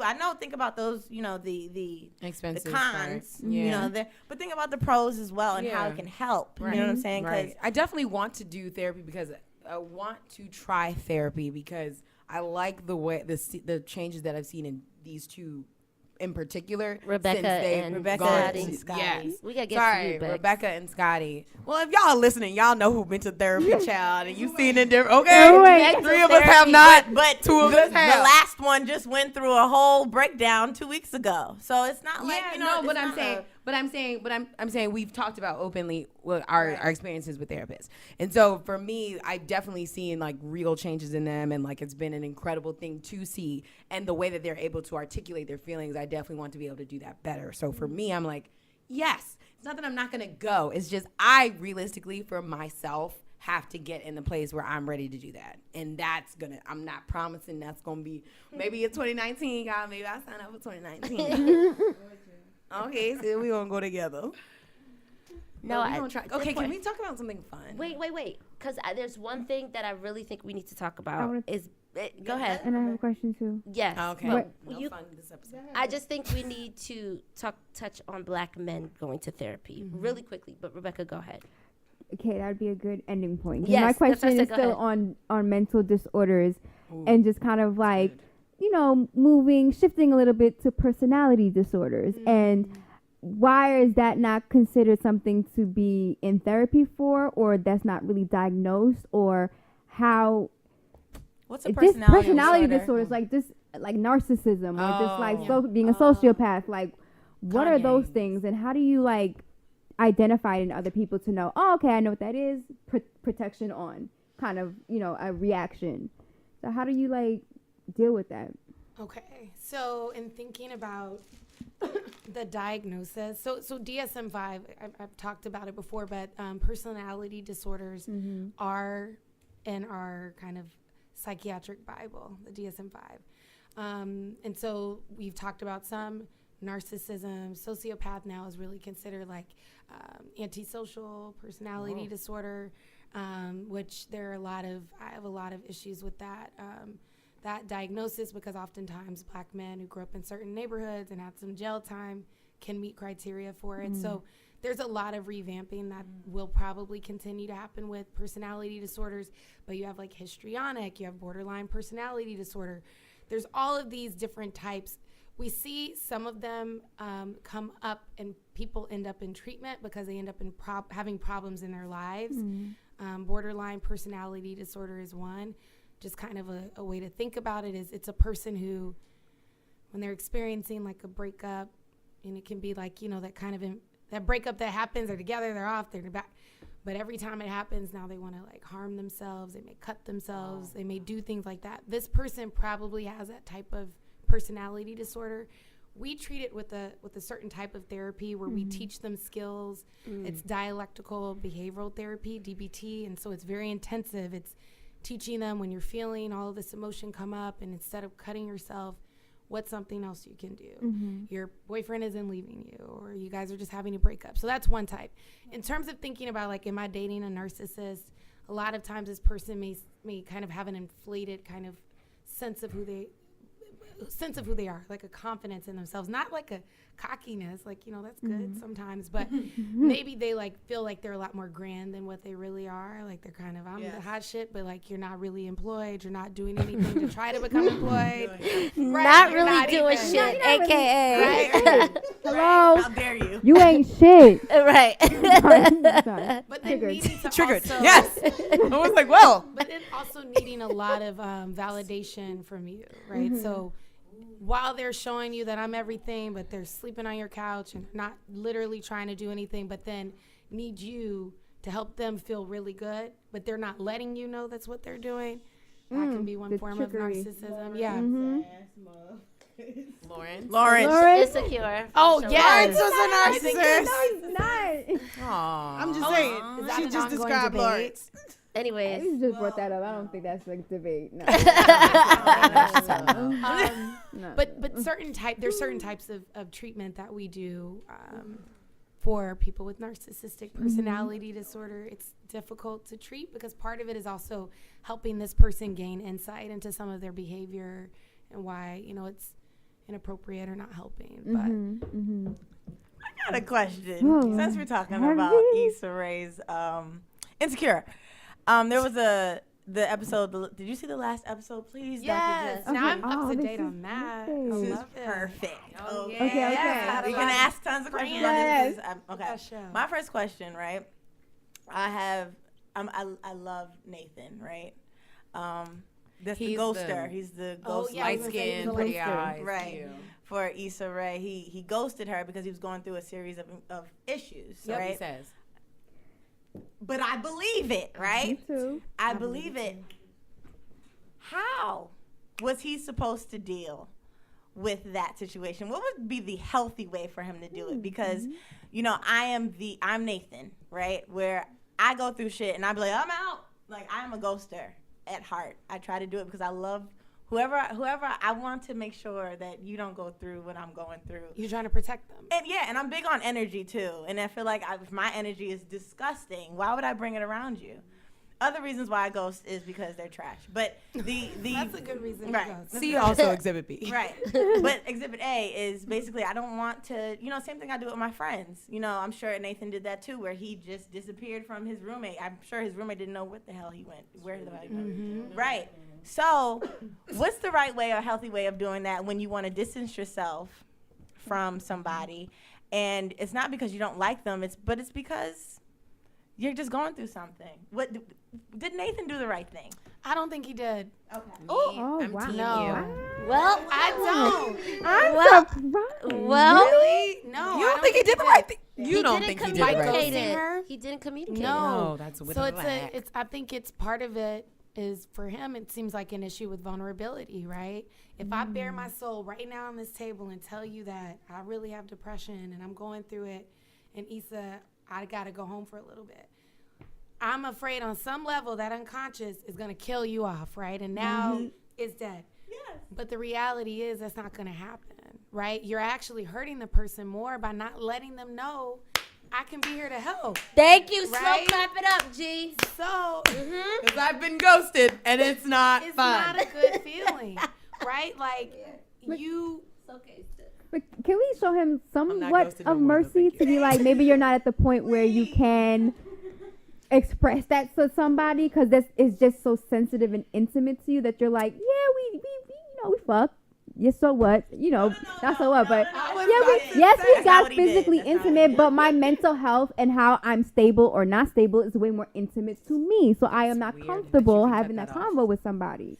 Okay. I mean, sex between people has changed over the years. It's not the same as it used to be. We I all know. that. I So still think it's weird that people can do just that. make it physical. Yeah, nah, I can't do Mhm. Yeah, that. I but don't you know what know- that means. You still got, look at me rolling my sleeves. You still got, Getting to work. Busy. STDs. You still got unplanned pregnancies. So it's still, even though the relationship may be how casual it is may have changed.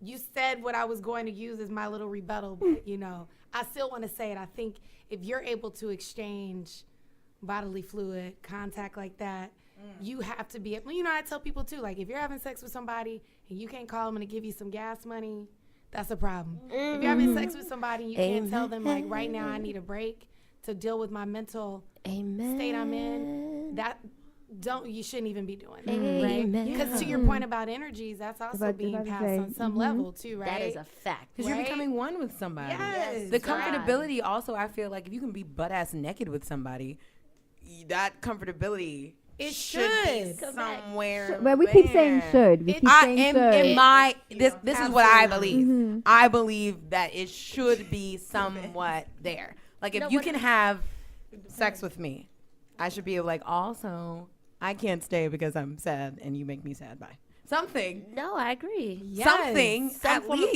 communication. Intimacy is not just sex. Intimacy is also bearing your emotion and putting it out there and seeing what they do with it. Sorry, that wasn't to you, Dr. Jess. That was specifically for Alicia. Thank you. I'll take it. Several fingers that So he just did the went up. wrong thing. Do we think so? Do we agree that we all agree that he has like some form of depression or something's wrong with him? Something's up, but not he's wrong, going but through something's something. Something. But like I said earlier in the other episode, if he did tell her and she did say, "Let me help you," and there's people who are like me who just don't want your help. I just need the space. Let me help you. You still could say that. You could still just say communicate that. Right. I but don't need they your don't- help, but I but just they- need the space. Sometimes they don't. Sometimes That's they say, true. "I want to be there. I want to be." Just true. like They I'm do not. be doing I'm the them. other person. If Nathan came to me, Lord, Nathan, you can come to me. But Nathan, you come to me and you say, "Hey, I'm going through a whole bunch of stuff. I need the space." I won't be able to take that because I like projects. I like to build people up. I like to be that heroine of oh my gosh. I put you together. Oh, I can help you. I can do this. I can. And Gia's the same way. So, just wanted to point that out. It's like I ain't in this alone, okay? Right, I'm not alone. Here's my in plus this. one right here. Right, I love me a good project, which is bad. But there's people. I'm on both ends of the spectrum where I'm that person that needs to be left alone. I need space, but I also want to help. You know what I'm saying? And when somebody tells me that they do need space. So when I can't tell somebody that because I don't want to be able to say I don't need your help. I don't need you. Thank you for coming out. Refreshments are in the back. Yeah, I don't wanna do that. This I idea am of need is reformed. interesting. I am a reformed project helper person because the last thing I went through was so I was dating a guy who was vocal about his need for like emotional support. Like he was going through his own depression. I don't want to say too much, but it was just like, he was real about it. He was like, I'm depressed, like, I need time. And I'm like, okay, I'll take space. And I'll put myself back in the situation. I ended up feeling so horrible about myself because I could never catch him. Like, I could never be enough. Like, there was mood swings that I could never see coming. And, like, I would want to hang out with you, but I'd then be afraid because I feel like you're not going to say anything. Like, it just got to be too much for me to handle. And so when it started to make me feel like crap, I was like, this is no longer necessary. Like, and it was worse because it was a person that I thought would be a friend. So like I was like, oh, you supposed to be my damn friend, and I'm like Scott said, I will choose you. I will continue to choose you until I can't choose anymore. So for me, and even my friends would be like, don't go back. We told you not to go back. He ain't shit. But I have to go back for me. But once I did that, I think that was it. When I left, I had nothing left for him. Like I was like, I gave you everything. You really helped nothing, and it helped me see like when somebody really wants you, they're gonna show up. It won't be a question. So I'm like, I'm with you, but I'm kind of reformed. I mean, so I'm really out here the project. You're the project lady. chick. Right? I'm just the project chick. Yeah. I'm just the project. But I think a lot Project of that has to do with father issues and me not being able to save my father. I think I could save somebody else. So because I've worked on saving my father for so long and trying to get him back, and not being able to have that, I feel like maybe I can save somebody else and they'll help. And I've done that. I spent 4 years of my whole life in a relationship where I've tried to keep him from doing dumb shit. You know what I'm saying? And I loved him so much, cared about him so much, and I saw so much of my father in him that I needed to be hit around him because I wanted to just protect him. So I think that's the part where, dealing with projects, you want to do this project so bad, but how are you able, I know you hear a lot of the times or maybe experienced projects. Are you supposed to walk away from the project or stay? Yeah, how does these You projects feel work? like you know the answer. No, I feel like I No, we don't know. because I still in my mind, unfortunately, I see nothing wrong with helping people. No, me either. Me either, but we know the answer sometimes when it's time to go, but we still stay. No, I'm talking about the beginning. Oh. Like with Issa Rae, this is the beginning. And he's telling her, I went through a bunch of shit. I ghosted. I'm going through shit. And he looked frazzled. He really played a great part. Yeah, Right? he killed He that. played it He great. did. So I saw the desperate, like, oh, okay, well, I don't know what to do. You know what I'm saying? I go through these things. I don't know how to stop it, but it won't happen again. He don't know that. But it won't happen again. Right. So, like, when you first see those things, do you run towards it or do you run away from it? I mean, I think it's what you're prone to do I can't. first and foremost, right? So if you're telling me that you like many people listening are probably prone to going towards it, even if you know that, hey, this is not really what I need to do. Red flag here, red flag there. Red flags. Hey, that's the work that's in therapy to start understanding not just the pattern, but more of the why and getting to how you can start to do things differently. But I think if someone is showing you a car once, like they say, like, show me, just fool me once, shame on you, fool me twice, shame on me, right? Is that how it goes? Yes. I sound like Bush when You can't get fooled again. you can fool me again. Something like that. But the point I'm making is, you can give a person an opportunity to repair. But if you're constantly making up for their mistakes, their excuses, depression is not an excuse to, you shouldn't have to stay with somebody if they're depressed and hurting you. No. I subscribe to self-care. I've subscribed to keeping my cup full enough so that I can pour. Okay. If you're taking everything out of me, you're getting me down from like, one day I hope to be a billionaire. You shut me down from that, right? Wow. Like, I can't drag you up here with me. Oh, Jesus. I need to create synergy. And that's the other thing about relationships. Like, if you get to a point when you're with someone and it feels like a synergy, it's all up from there. Really. It really, really is. Because you're each carrying each other. Yeah. Yes. Completely Seriously. different. If you're doing all the work, you do not need to do that. That is not a DrJess psychiatric way of engaging or talking about that, but that's just real life. No. You can't have a project if they're bringing you down too, because they're keeping you right where you are. That's true. Wow. That's true. Let's not all look at me at one time. I don't need all You that. gotta see how you took that. Like, did it penetrate? I mean, No, Issa no, Rae. did it work? No, because I get it. And just to Are we kind of there? to kind of tie it into helping Black men get into therapy as well. I'm like Deani in a sense too. I always want to help. I have a friend of mine who is clearly in need, like damn near on the edge of like just needing to dive into some pool of therapy. And I mentioned to him, hey, maybe you should really consider therapy. And in the line of work that he's in, he should absolutely seek therapy. And his first response was, I'm not going to that. That's for crazy people. And that's a constant thing in Black people, especially Black men, that being vulnerable or seeking help is something for crazy people, and that you've completely lost your manhood and who you are, and that once you step to that, you lose yourself in a sense.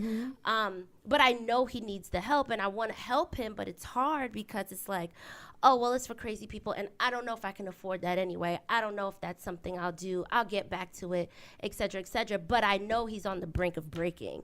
So I want to help because I feel like it's my job and my duty as a friend, especially when you kind of come to me for help, and I tell you that I think you need the help, and then you rebuttal with that. It's hard because I know that you can possibly break. And I'm not saying break is like suicidal or whatever the case may be, but in lack of a better term, I don't know if this is the proper term to use, but crack in a sense. And I don't want to say that I wasn't able to, I don't want to say that I didn't do anything to help him. So to kind of bring that up, how do you help, especially a Black man? Like, what do you think we should do as Black women when our men or our fathers or uncles or brothers or significant others come to us and say these things to us but don't want to seek therapy? Like, what should we do? I know that's heavy, but That is heavy.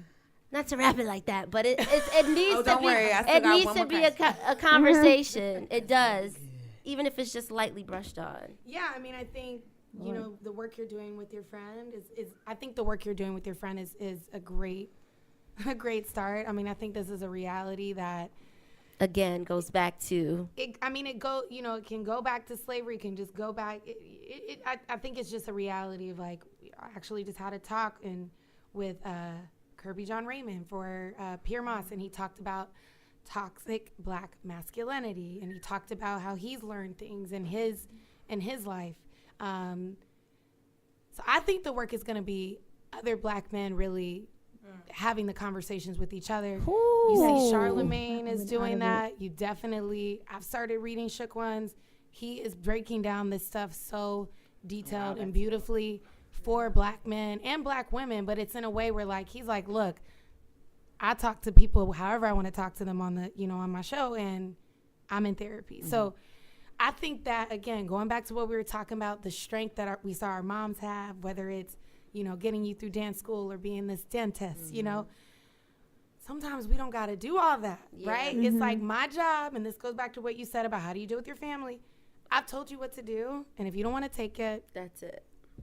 I will be here if things change for you. But I've already told you what you need to do. I love you. I'll cook for you. I'll do whatever it is, to make you feel nurtured. But I've told you what you got to do. Yeah. So I'm not going to keep repeating this. So that becomes a different way to kind of like, I can't carry it for you. I got my own shit to carry. That is it. That is the lesson of the night. Cannot carry it for you. But Black men, y'all got to support each other, and Black men listening, go listen to these other Black men that are doing it. And therapy is not for crazy people. No. Okay, before we leave, because we gotta let you go. So like your wedding went viral, and I just want to know, Complete shift. Please tell me about the day you're freaking married. What is that like? And like, what did Jay-Z and Beyonce get you? But you don't have to answer that. But how was the wedding? We're all thinking that, absolutely. And that Carry was on. the transition. But like, no, And because we gotta how have some fun. How long too. were you engaged? Yeah. Oh, Okay. No. So Don't quick answer that. backstory. How long were you engaged? Quick backstory. No, answer it. Scotty I'm confident. If Scotty- you're okay with answering that. Yeah. Scotty B, go ahead. She stood up. Don't worry, you're protected. Go ahead. You are. You really are. We'll explain all of this Okay. once you answer. So no, but it's on my Instagram. Yeah. Ask DrJess. Yeah. So we cute.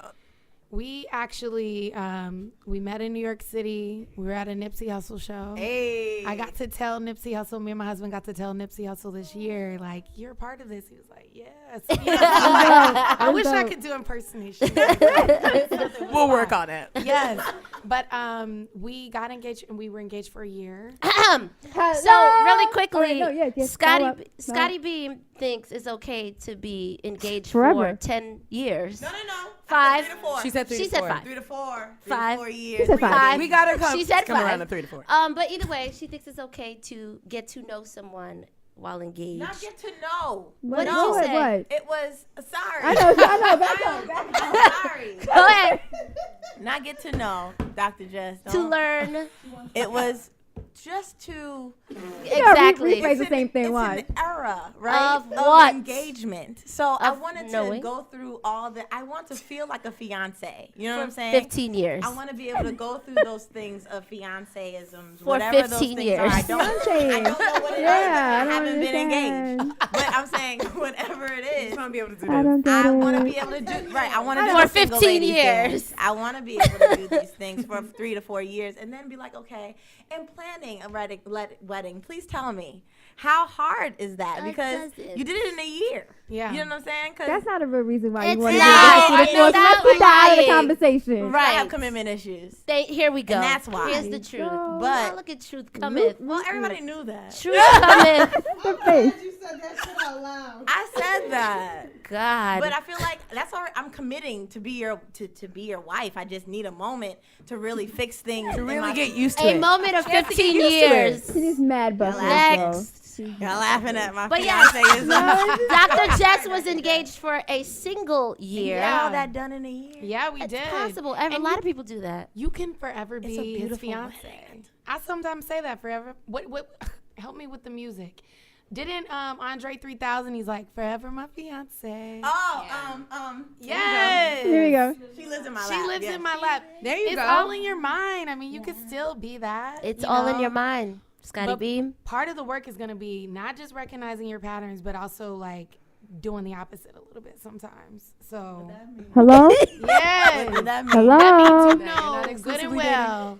You do not need to be engaged for no 3 to 5 years. Facts. Amen. Go ahead and Facts. get it over with in a year. If you're making the choice to be married, go on and just use that year to plan. Preach it. Flash the ring here and there, and keep it moving. All right They now. get the choice to And be do married. the work with why you're kind of resisting once that comes to you. All right Why now. do I want to push it to 3 years?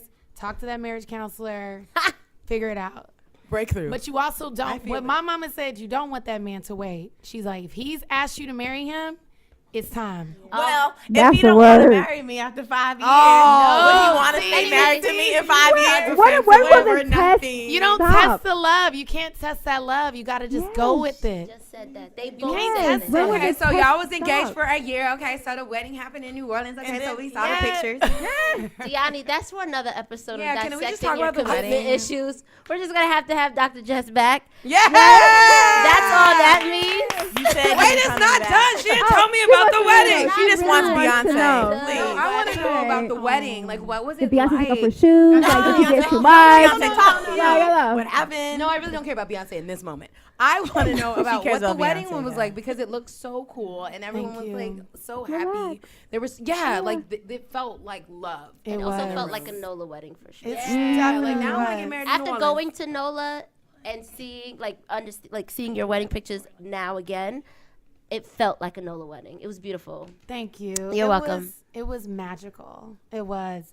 And, you know, our wedding, like, basically we planned for a year, but then there was a hurricane Oh my God. heading literally for New Orleans. And this was around the time when it was it had hit Puerto Rico. Oh my gosh. Oh yeah.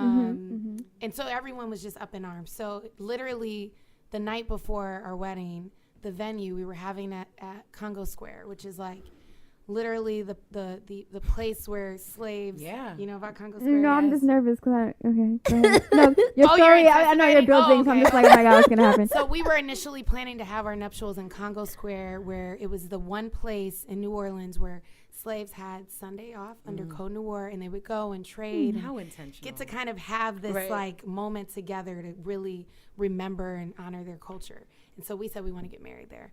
They called and said, nope, the hurricane's coming. Y'all can't have it here. Wow, not This the was- night before. Yes. Not the night before. We got married on That's Saturday. The night before. Please Why would they continue. do that? Oh my lord. If it were not for Sorry, guys. family, if it were not for us being very intentional, like my best friend did my hair, my cousin did my makeup. If it were not like that, my like cousins were the videographer. Joshua Kissy was a photographer, great friend. So it was like all of that was, I'm glad we had set that in stone. So they were all like, we got you. So the venue that we had it was supposed to be dinner, but ended up being lunch because the city also had a curfew. Wow. We were supposed to get married at 5 p.m. They said everything has to shut down at 7 p.m. Yeah, that's crazy. So we're at our party Friday, the night before. We're like, y'all, send an email out. You know, we have planners. Sent the email out. Wedding's going to be at noon, new location. But everything just really worked out. I believe love, energy. I believe we had already set the, intention. So it turned out to be even more beautiful than I could imagine. Wow. Of course, when I pulled up and saw, be security, I literally was in the car like crying. Our officiant, beautiful woman, she was like, just breathe. Everything's good. She was like, I'm pretty sure I know them. When she saw me, and she was like, I think I know them. So it was phenomenal. It was all love. It was black as hell. Yes. Yes. Black as hell. It was black. Sorry. So instead Wait, was it on a Sunday too? It was Saturday. Okay. It was Saturday. Pre-Sunday. Yes, but we Right, did. still counts. We're gonna count this, okay? Pre-Sunday. It was, but normally the slaves gathered in Congo Square on Sunday. Right. But we chose Saturday because like the normalcy if you get married on Saturday. Right. Yeah. And then we did like a crawfish boil on Sunday. Yeah. So yeah, it was so black. But instead of table numbers, and if you're listening, you're getting married, you definitely got to do this. We chose to use like black intellects for naming the tables. Stop. Yeah, so we had like the Nina table, Basquiat. We named all of it. So when you came in, you saw where you were seated. Everyone had to wear.